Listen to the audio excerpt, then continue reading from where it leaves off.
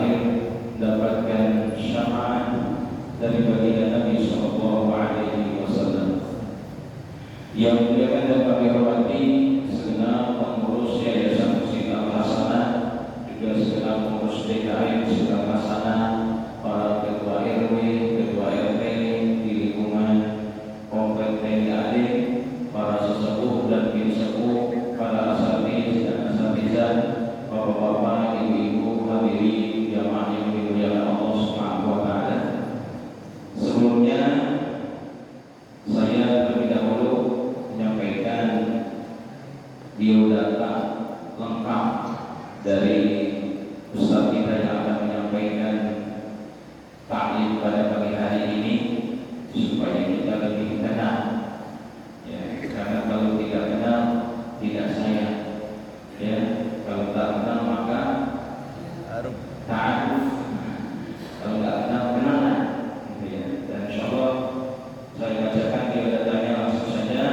Nama lengkap beliau adalah Ustaz Junaidi Putra, SPD, SAG. Nama panggilan Bang Jun. Tapi gak ada jinnya, ini Jun aja. Kemudian tepat tanggal lahir Jakarta 29 Januari 1988. Asal suku Minang, walaupun lahir di Jakarta. Alamat Harapan Jaya, Bekasi Utara, Bekasi. Lumayan jauh ya. Pendidikan lulusan 2009 UHAMK Bahasa Jepang dan STIU Darul Hikmah jurusan Ilmu Al-Quran dan Tafsir lulusan tahun 2020. Status menikah dengan anak Kirenia Khadijah Zahra Syifa Sakura Atika Konsa, ini yang semua Sumaya dan Yamazora Ahmad Umar Ibrahim. Oh, 3. Pantas ada Sakura dari Jepang. Kemudian profesi beliau sebagai dosen bahasa Jepang di Polman Astra, guru bahasa Jepang di SMA 22, SMK Mandala 2. Yang ketiga sebagai guru PAI Pendidikan Agama Islam SMK Mandala 2. Pengalaman organisasi beliau ketua BEM FKIP UHAMK, ketua BEM SD Darul Hikmah, dan ketua Karate Vokasi SMA 84. Ya, pesan sosial beliau, bertakwa, bersatu, dan berdakwahlah untuk menjadi khairul ummah. Ya, aktivitas beliau ketua PGBJ Perhimpunan Guru Bahasa Jepang SMK Sul Jabodetabek, anggota ADBJJ Asosiasi Guru Bahasa Jepang Indonesia. Kemudian Dewan Masjid Indonesia, Qordani Sahabat Iman ACT, Pembina Wamis SMK, founder Gerakan Berkah Berjamaah Sedekah, founder LTM Rumah Dai Milenial, pengisi tetap kajian tafsir Kodoj Bekasi, Bandai Wanjus, anggota HDMI Himpunan Dai Muda Indonesia, dan anggota Dalam Dai Angkau Minang. Moto hidup mulia atau mati syahid. Ini biodata beliau. Nanti kalau yang ingin ditanyakan setelah beliau menyampaikan kajian, mudah-mudahan apa yang beliau sampaikan menjadi penambah keimanan kita, penambah ilmu kita, dan bertambahnya rasa takut kita kepada Allah Subhanahu wa taala.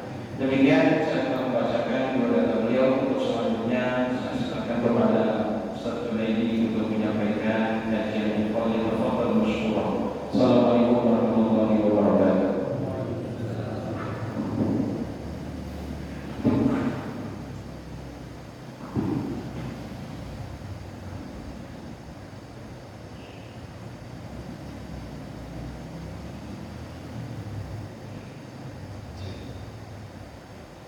Alhamdulillah, salatu wassalamu ala Rasulillah wa ala alihi wa sahbihi wa mawala wa la hawla wa la quwwata illa billah. Yang kita hormati dan kita muliakan Ustaz Ahmad Sanusi Sandi Ahmad Sanusi. Dari namanya Sunda. Dan di mana? Di Sulawesi Tengah. Sunda di Sulawesi Tengah. Insyaallah.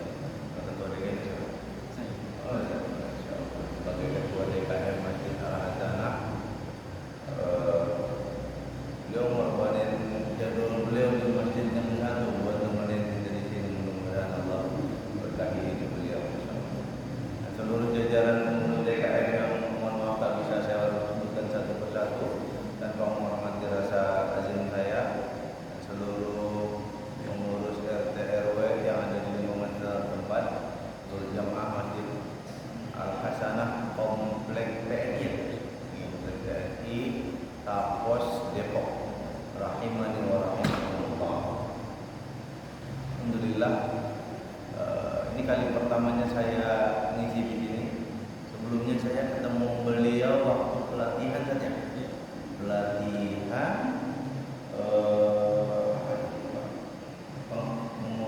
pemberdayaan masjid, pelatihan pemberdayaan masjid, insyaallah. Dan kalau saya lihat sih sepintas lagi dibangun, lagi direnovasi. Oh iya, pelatihan saya muter lagi direnovasi, insyaallah. Saya seumur umur saya masuk masjid, keluar masjid baru nemu Pak, di masjid ini keran yang agak ada putarannya. Saya bingung ini mau muternya bagaimana. Ternyata dipencet dari bawah. Masya Allah. Saya ceramah di Istiqlal 2021, enggak begitu model, keren lagi loh dia. Masya Allah. Saya diminta untuk menyampaikan materi tentang hari akhir. Karena saya backgroundnya bahasa Jepang dan ilmu Al-Quran dan tafsir, nggak mungkin saya jelasin pakai bahasa Jepang. Ya. Paling saya akan bahas dalam konteks ilmu tafsir. Saya kuliah 2 Pak, jurusan bahasa Jepang dan jurusan ilmu Al-Quran dan tafsir. Ya, kalau bapak-bapak ada waktu setiap jam 4 sore hari Rabu, saya ngisi di radio Dakta. Boleh dilihat di radio atau di streaming YouTube. Nah, kita akan bahas dalam kerangka tafsir yaitu surah Al-Qari'ah. Pasti semua hafal ya surah Al-Qari'ah. Al-Qari'ah itu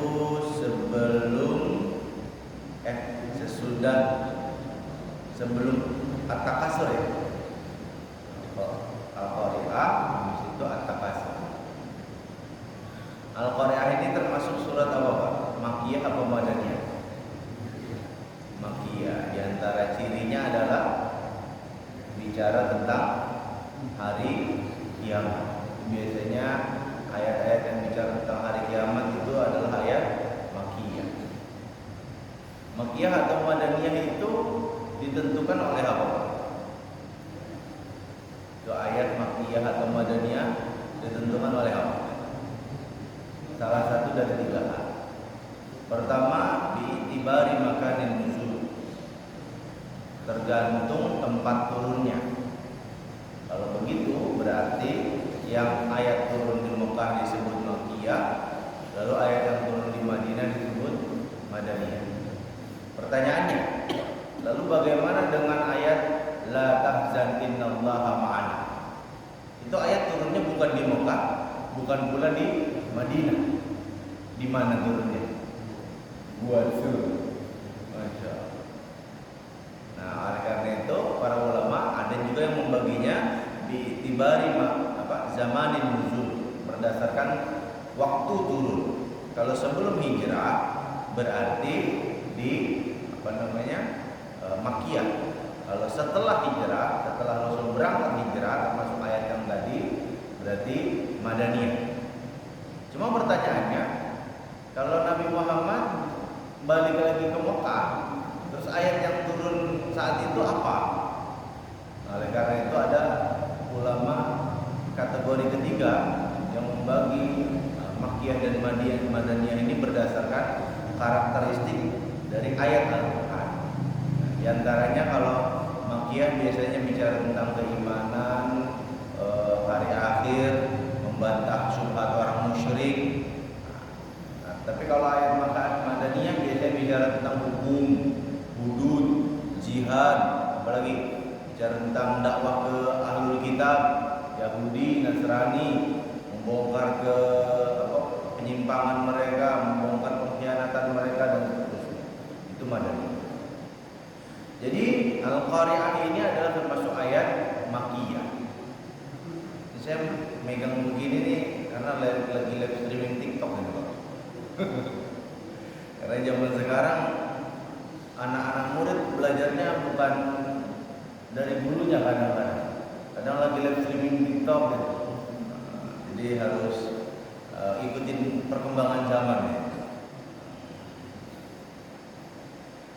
Nah, ayat ini dimulai dengan satu kata. Apa itu Pak? Al-Qari'ah. Pakai ain. Al-Qari'ah. Apa artinya Al-Qari'ah Pak? Hari kiamat. Ya benar ya. Terus Al-Haqqah artinya apa? Kiamat juga. Sama-sama kiamat. Al-Qari'ah itu artinya suara yang menggelegar, suara yang keras, pekikan yang keras yang memekakkan telinga, itu namanya Al-Qari'ah. Kalau Al-Haqqah itu salah satu dari nama kiamat. Kenapa Al-Qari'ah itu kadang ditafsirkan sebagai hari kiamat? Karena hari kiamat itu diantara yang terjadi saat hari kiamat adalah suara yang memekakkan telinga. Selain gempa bumi, idza zulzilatil ardu zilzalaha, ada banyak macam. Ya. Lalu Allah bertanya, mal qari'ah? Apa itu al-qari'ah? Kalau ma di ayat kedua ini semua ulama sepakat, ma-nya ma istifham, ma bertanya. Tahu nggak kamu apa itu al-qari'ah? Tentu subhanallah, Allah maha suci dari ketidaktahuan. Allah maha tahu. Allah bertanya bukan karena Allah tidak tahu. Allah bertanya karena ingin kita tahu. Apa itu al-qari'ah? Ketika Allah bertanya begitu, menunjukkan bahwa al-qari'ah itu adalah sesuatu yang di luar kebiasaan, sesuatu yang dahsyat, di luar batas nalar manusia. Maka Allah bertanya, mal qari'ah? Sehebat apapun analisa kita, maka tidak akan pernah sampai kepada hakikat dari al-qari'ah. Makanya Allah bicara tentang hari kiamat cuma sekedar clue-cluenya doang. Makanya di ayat ketiga Allah katakan wa ma adraka mal qari'ah. Nah, ma di ayat ketiga ini para ulama beda pendapat. Sebagian mengatakan ma istifham, pertanyaan yang berarti apakah kalian tahu apa itu al-qari'ah? Tapi sebagian ulama mengatakan ma di sini adalah ma nafi, ma peniadaan. Kalian tidak tahu apa itu al-qari'ah. Dua-duanya benar. Kenapa dua-duanya benar? Kalau dikatakan ma istifham untuk menunjukkan bahwa betapa luar biasanya kejadian saat hari kiamat itu. Kalau ma nafi benar juga. Kenapa? Karena sehebat apapun analisa kita, kajian kita tentang hari kiamat, tidak akan pernah sampai pada hakikat dari hari kiamat itu. Allah Subhanahu wa ta'ala hanya menjelaskan kepada kita clue-cluenya aja yang kira-kira mudah dipahami oleh manusia. Gempa bumi mudah dipahami manusia, tapi pertanyaannya apakah gempa bumi saat hari kiamat sama seperti gempa bumi yang kita pahami? Kenapa? Karena kalau gempa bumi yang kita pahami sekarang paling cuma dua. Apa itu?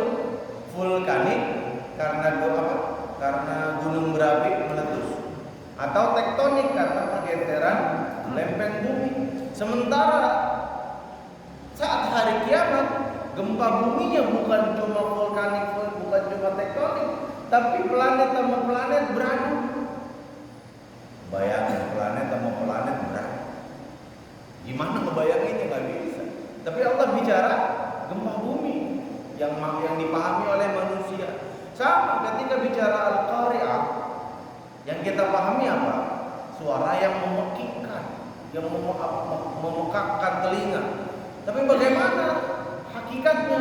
Allahu a'lam bishawab. Ya, wa ma adraka mal qari'ah. Setelah ayat ketiga ini, Allah Subhanahu wa taala membagi penjelasan menjadi dua. Yang pertama, kejadian saat kiamat. Yang kedua, kejadian setelah kiamat.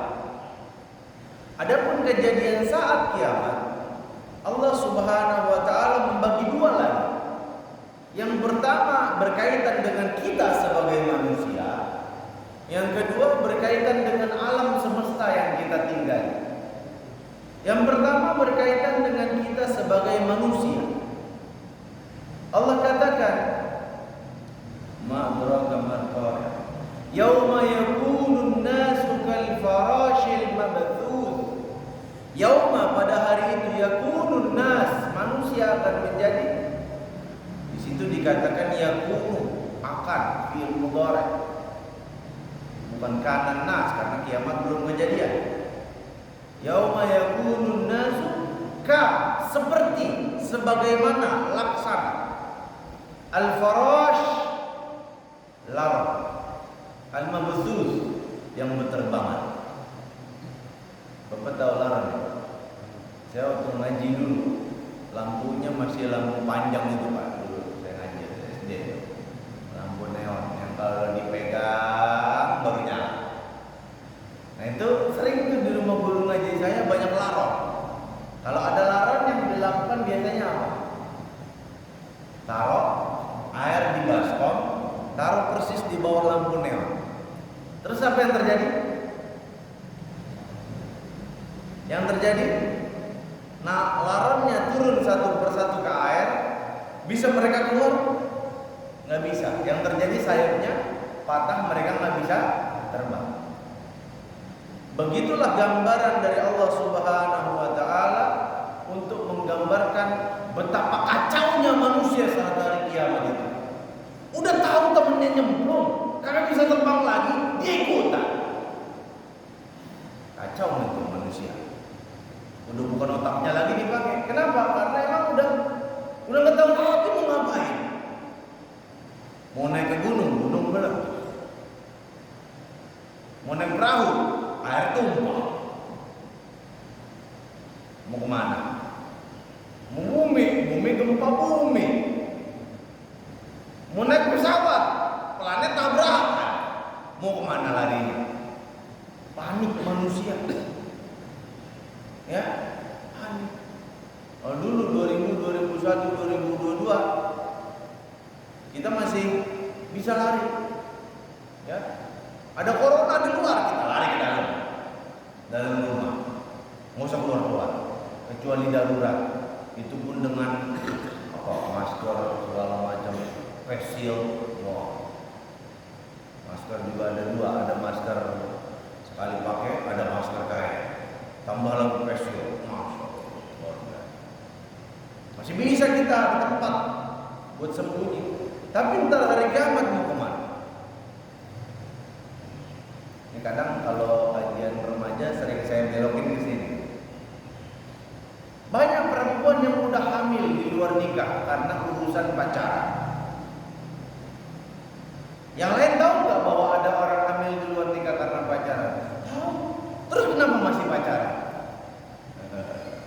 Kajian remaja biasanya saya belokin ke situ Pak. Cuma kadang-kadang miris sama anak remaja zaman sekarang. Apalagi perempuan-perempuannya, ya Allah. Ini bapak-bapak yang punya anak, khususnya anak perempuan, laki juga dijaga.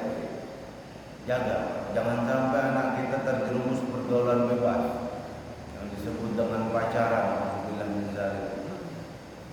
Ya, anak kalau udah belajar pacaran Pak, orang tua udah ngomong aja udah. Belajar kelompok, agak belajar kelompok. pacaran. Cuma kalau ngomong pacaran nggak bakalan diizinin untuk ngomong belajar kelompok. Jaga Pak anak kita Pak, jangan sampai terjerumus yang kayak apalagi perempuan. Masya Allah. Perempuan itu kalau sama laki ibarat duren sama timun. Duren ketemu timun yang hancur siapa? Timun. Laki ketemu cewek yang belangsak siapa? Perempuan. Tapi kenapa ya perempuan paling susah dinasihatin? Neng, jangan pacaran. Bapak kayak gak pernah muda aja. Gitu kan?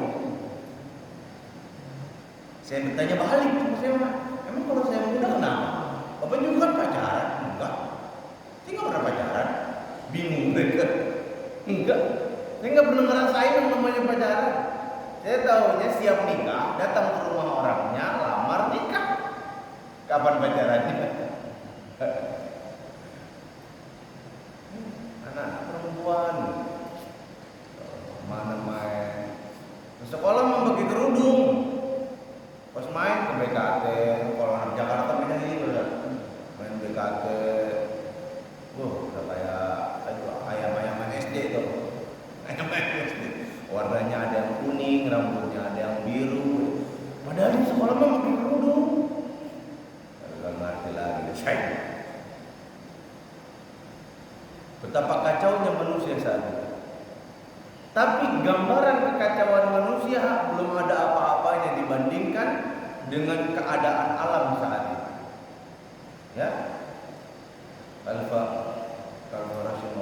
Wa takunul jibalu kal'ihnil manfush. Wa takunul jibal, dan menjadilah gunung itu kal'ihn. Apa itu ihn? Para ulama beda pendapat tentang apa definisi ihn. Ada yang mengatakan kapas, ya kapas. Ada yang mengatakan bulu binatang secara umum. Ada yang mengatakan bulu unta. Unta pemerak, berat. Di antara tiga benda ini yang paling berat mana, Pak? Kapas, bulu binatang secara umum, bulu merak. Paling berat yang mana? Bulu merak. Tapi seberat-beratnya bulu merak, pakai kelingking juga bisa diangkat. Ya. Sementara kita tahu fungsi gunung itu buat apa? Untuk membuat bumi menjadi stabil. Dalam Al-Quran Allah Subhanahu wa Ta'ala menjelaskan fungsi gunung sebagai pasak atau sebagai paku dari bumi, supaya bumi tidak berjalan ketika kita jalan. Kalau nggak ada gunung kita jalan, bumi ikutan jalan. Biar bumi kagak lari-larian, Allah bikin yang namanya gunung. Ini meja. Kenapa mejanya bisa berdiri, bisa kokoh, goyang-goyangin juga kagak hancur? Kenapa? Karena dia punya pasak. Dia di lem, dia di paku, dia di macam-macam. Makanya kuat. Bayangin kalau di meja kagak ada lemnya, kagak ada pakunya, cuma kayu dong di tiban-tiban. Kira-kira jadinya gimana?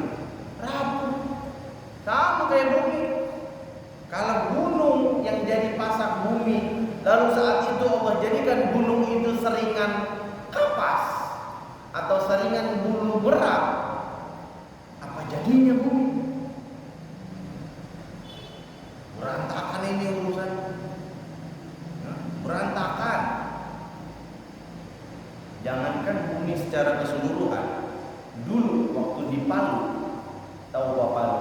Waktu tahun berapa dia saya lupa. Palu. Apa itu kejadian langka? Tanah jalan. Saya ngeliat videonya ngeri banget itu. Tanah jalan. Rumah pohon kelapa. Udah selesai, berantakan itu semua. Tanah jalan. Bayangin kalau itu kejadian satu bumi jalan. Ya. Saya tidak bermaksud mengait-ngaitkan ini ya. Sebelum kejadian di Palu itu teman saya habis dari Palu. Teman saya cerita, teman saya itu ajudannya Habib Salim. Teman saya itu ngawal Habib ke Palu. Ya. Habib ini lagi ngedakwahin seorang pengusaha besar di Palu. Bapak tahu itu pengusaha punya rumah berapa gedenya? Dia mau ngalahin Aladi. Dia mau bikin rumah yang isinya 1000 kamar. Ya Allah, 1000. Ini masjid kalau dibikin kamar berapa? 100 juga nggak nyampe. Ini 1000. Dan Bapak tahu kamarnya terbuat dari apa? Marmer. Marmer yang mahal. Yang disepuhnya pakai emas beneran. Emas apa intan ya? Emas wanita.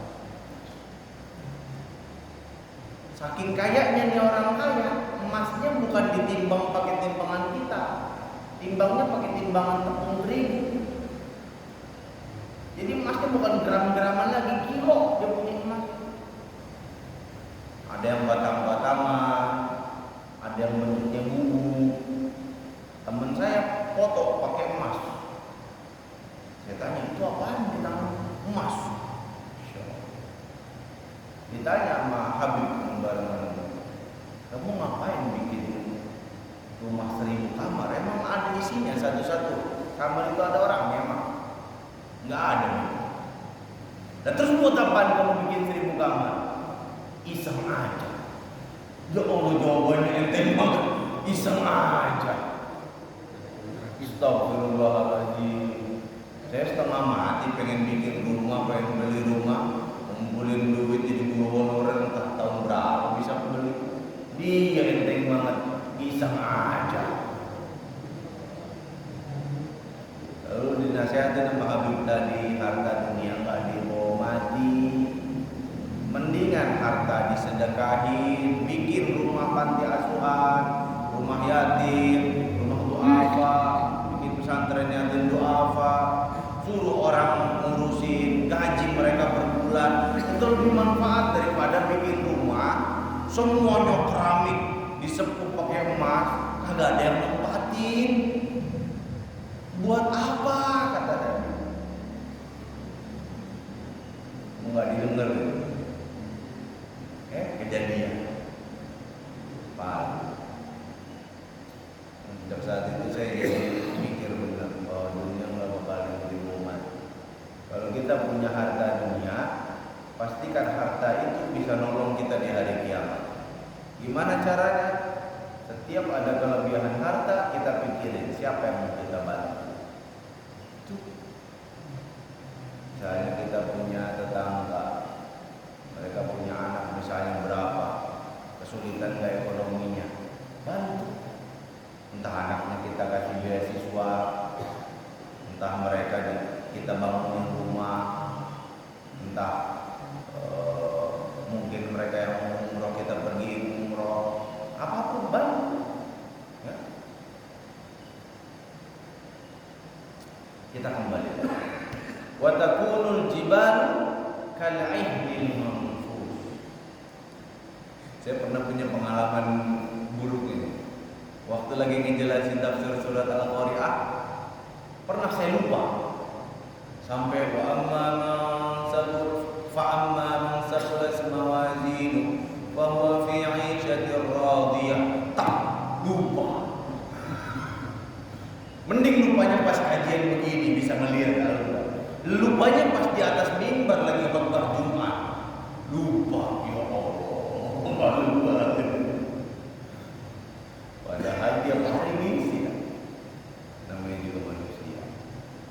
Pernah guru ngaji saya lupanya lebih parah lagi. Lupa Al-Fatihah. Lupa Al-Fatihah. Al-Fatihah bisa lupa. Namanya juga manusia. Nah, ketika Allah bicara tentang dahsyatnya kondisi alam semesta pada hari itu, maka kejadian setelahnya lebih dahsyat lagi. Sebelum bicara kejadian setelahnya, saya mau kasih kabar baik dan kabar buruk. Kabar baik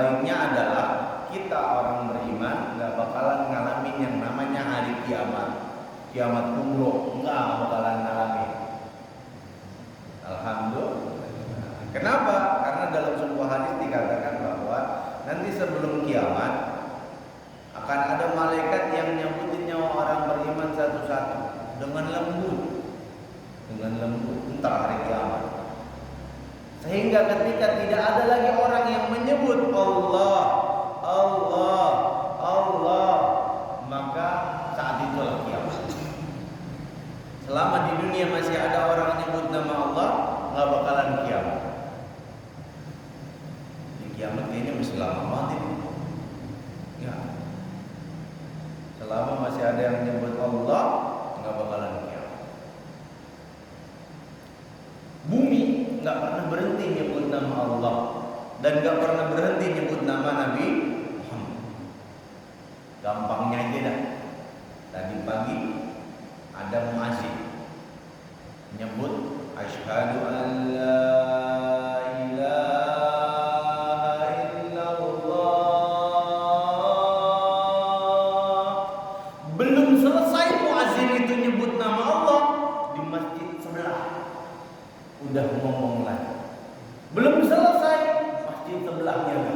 Begitu seterusnya. Itu baru azan subuh. Belum azan zuhur, belum azan asar, maghrib, isya dan lain-lain. Ya. Jadi gak pernah nama Allah dan nama Nabi Muhammad berhenti di muka bumi ini, gak pernah. Itu di luar azan masih ada lagi iqamah. Di luar iqamah masih ada lagi sholat, tahiyat, zikir, sholawat dan lain sebagainya. Ya. Kabar buruknya, walaupun kita nggak ngalamin kiamat kubro, tapi kita tetap ngalamin kiamat sugro. Kabar buruknya itu, kita tetap ngalamin yang namanya gempa bumi, kebanjiran, tanah longsor, minimal mati. Itu kiamat sugronya, ya. Nah, apa kejadian setelah kiamat itu? Manusia dibagi jadi dua. Berdasarkan apa? Berdasarkan timbangan kebaikan mereka. Makanya dalam surah Al-Asr kita diingetin wal asr. Apa artinya wal asr? Para ulama mengatakan 3 tafsirannya.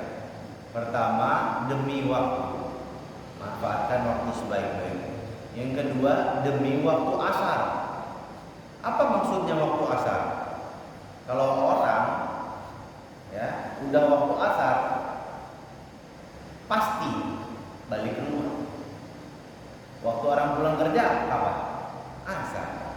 Orang selesai dagang biasanya kapan? Asar. Orang selesai macu dari sawah, asar. Jadi asar waktunya orang pulang ke rumah. Maka ketika Allah bilang wal asr, harusnya kita langsung ingat bahwa kita akan pulang ke rumah. Rumah kita di mana, Pak? Depok. Bukan. Depok itu rumah di dunia. Rumah kita sebenarnya adalah di surganya Allah Subhanahu wa ta'ala. Itu rumah kita yang benar tuh, yang abadi. Jangan sampai salah map, ternyata kagak nyampe surga, bahaya. Wal asr. Ingat. Kita terpulang. Tafsir ketiga demi sholat asar. Nah, dalam surah Al-Hasyr ayat ke-18 Allah ngingetin lagi nih akan hari ini, hari yang kita bahas tentang Al-Qari'ah. Apa kata Allah?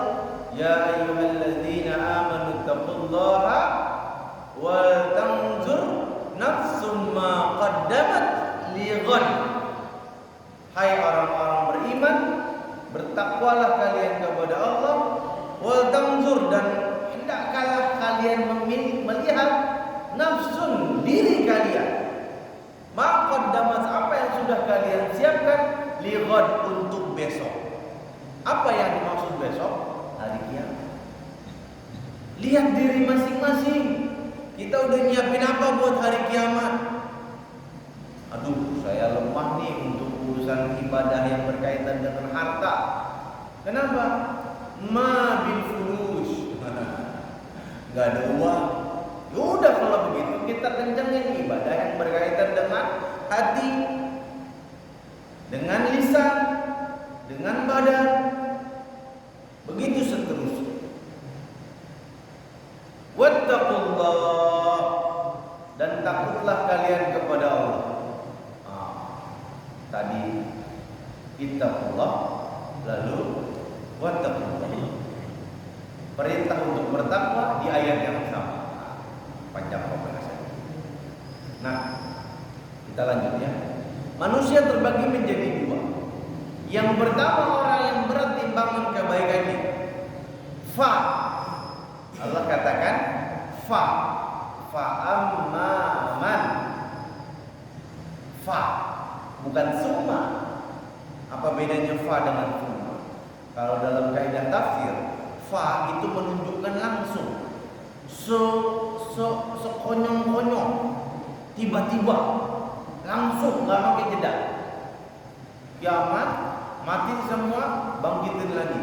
Fa amma man saqulat mawazin.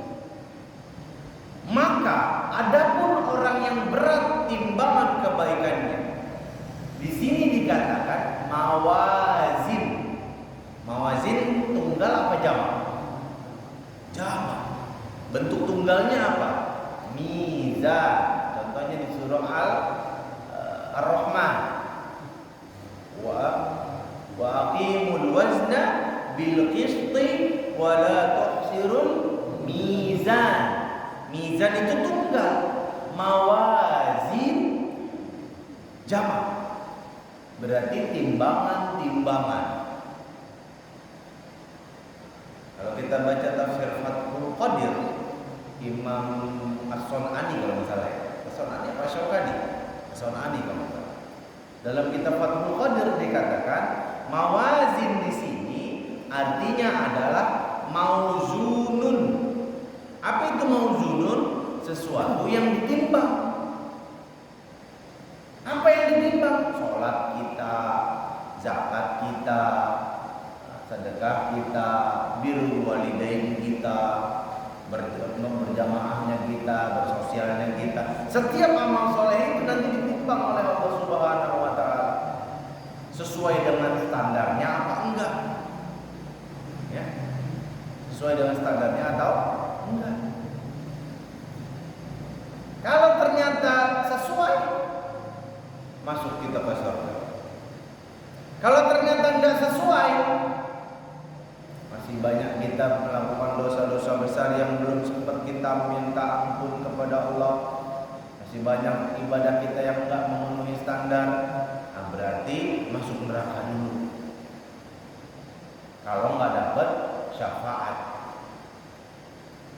Makanya jadi orang Islam itu enak, Pak. Ya. Kalau kita sabiqum bil khairati biiznillah, masuk surga enggak pakai hisab. Kan dalam Al-Qur'an ada 3 jenis manusia. Jenis muslim. Yang sabiqum bil khairati biiznillah. Itu mereka yang masuk surga udah enggak pakai dihisab lagi. Karena mereka setiap ada peluang kebaikan ambil. Setiap ada maksiat jauhi. Nah, itu sabiqum bil khairati biiznillah. Ada yang kedua murtasim. Kebaikan dikerjain, tapi yang makruh-makruh dikerjain juga. Ya, ngerokok masih diembat kalau mau puasa. Bagi yang mengatakan makruh, bagi yang mengatakan haram ya haram. Ya. Nah, mereka masuk surga dengan apa? Dengan rahmatnya Allah. Karena mereka nggak punya dosa besar yang belum ditaubatin, nggak ada. Yang ketiga, zalimun li nafsi. Nah, orang yang zalimun li nafsi masuk surga juga. Dengan apa? Dengan syafaatnya Rasulullah Muhammad sallallahu alaihi wasallam. Jadi orang Islam itu masuk surga pasti, Pak. Yang pertama masuk surga enggak pakai dihisab, yang kedua masuk surganya dengan rahmatnya Allah, yang ketiga dengan syafaatnya Nabi Muhammad. Terus dengan apa kita enggak masuk surga? Dan sementara Nabi Muhammad ngasih jaminan kullu ummati dakhala jannah. Semua umatku pasti masuk surga. Apa tadi? Fahuwa fi 'aisyatir radiyah. Maka mereka mendapatkan 'aish, kehidupan radiyah, yang ridha, yang mereka ridha terhadap. Seluruh ulama sepakat maksudnya adalah surga. Wa amma man khaffat mawazinuh, adapun orang yang ringan timbangan kebaikannya, fa ummuhu hawiyah. Fa ummuhu, ummu apa ummu? Emak, ibu. Maka emaknya enggak emak. Ummu disebut ummu karena mereka kembali ke ummu. Manusia akan kembali ke ummu, ke ibu. Maka tempat kembalinya, maksudnya bukan emaknya adalah neraka, tempat kembalinya adalah hawa. Salah satu nama neraka itu hawa. Wa ma adraka ma hiya. Dan kalian tahu apa itu neraka hawiyah? Narun han, api yang selalu bergejolak, yang nggak pernah berhenti-henti. Ya, nggak seperti bayangan orang Yahudi. Lam tamassana nar illa ayyaman ma'dudat. Enteng maknanya. Enggak, kita nggak bakalan disentuh sama api neraka. Kalaupun disentuh paling cuma beberapa hari. Sejak kapan api neraka nyentuh? Nggak ada api neraka nyentuh. Api neraka itu sifatnya membakar, bukan nyentuh. Dan itu pun nggak ada yang namanya beberapa hari. Karena 1 hari di hitungan manusia sama seperti 1000 hari di hitungan Allah Subhanahu wa Ta'ala. Kalau mereka ngomong beberapa hari berarti 3000 hari. Berarti sama aja mereka ngomong, enggak, kita nggak bakal masuk neraka, paling cuma 3000 hari. Masuk akal nggak tuh ada manusia punya akal sehat ngomong kayak begitu? Jadi nggak boleh kita sebagai umat Islam ngikutin cara pikirnya orang Yahudi. Apa itu? Ngeremehin dosa. Aqulu qouli hadza astaghfirullah li wa lakum. Silakan jika ada pertanyaan, saya serahkan ke Ustaz Ahmad. Baik, Allah silakan kalau ada pertanyaan langsung disampaikan saja berkaitan dengan tafsir surat Al-Qari'ah. Ya. Allah kalau ada.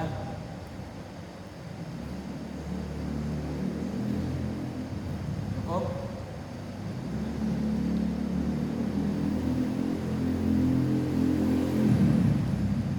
Tidak ada Profesor. Ya. Alhamdulillah kita hari ini sudah menyelesaikan kajian kita tentang surah Al-Qari'ah. Mudah-mudahan ada manfaatnya bagi kita semua. Semoga membuat kita semakin termotivasi untuk mempersiapkan diri kita untuk menghadapi yang namanya hari kiamat. Dan tentu kita berdoa semuanya agar kita di dunia ini berkumpul dalam kebaikan sebagaimana Allah kumpulkan kita di dunia dalam kebaikan. Semoga Allah kumpulkan pula nanti kita di surganya Allah bersama Nabi Muhammad sallallahu alaihi wasallam. Itu saja dari saya. Mudah-mudahan ada kesempatan di waktu kita ketemu, kita bahas ayat-ayat Allah yang lain, dan semoga kita di hari yang depan semakin lebih baik dari kita yang sekarang. Semoga kita panjang umur dalam keberkahan waktu, keberkahan usia, dalam sehat walafiat. Qul qali hadza wastaghfirullah li wa lakum wa lisa'il muslimin wal muslimat fastaghfiruhu innahu huwal ghafurur rahim. Kita tutup dengan doa kafaratul majelis. Subhanakallahumma wa bihamdika asyhadu an la ilaha illa anta astaghfiruka wa atubu ilaik. Assalamualaikum warahmatullahi wabarakatuh.